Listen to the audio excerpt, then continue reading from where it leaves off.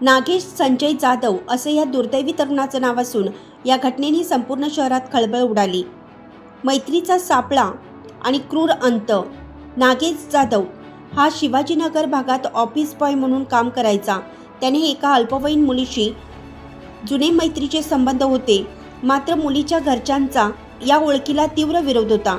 मृत नागेशच्या आईने केलेल्या आरोपानुसार हे हत्याकांड अत्यंत नियोजनबद्ध पद्धतीने करण्यात आलं। संबंधित मुलीच्या मोबाईलवरूनच नागेशला मेसेज करून भेटीसाठी बोलवण्यात आले होते।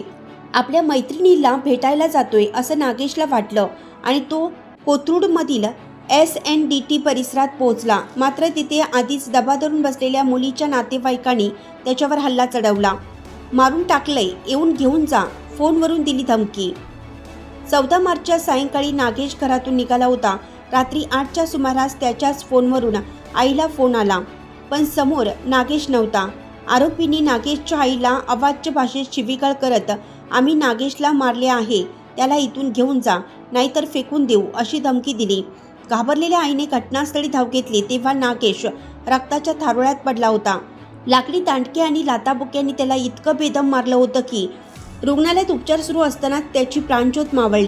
10 जणांवर गुन्हा, संपूर्ण कुटुंब गजाआड। कोथरूड पोलिसांनी या प्रकरणी अत्यंत वेगाने तपास चक्रे फिरवून 10 जणांविरुद्ध भारतीय न्यायसंहिता 2023च्या विविध कलमान्वये गुन्हा दाखल केला आहे। यामध्ये मुलीचे आई वडील, चुलते आणि इतर नातेवाईकांचा समावेश आहे।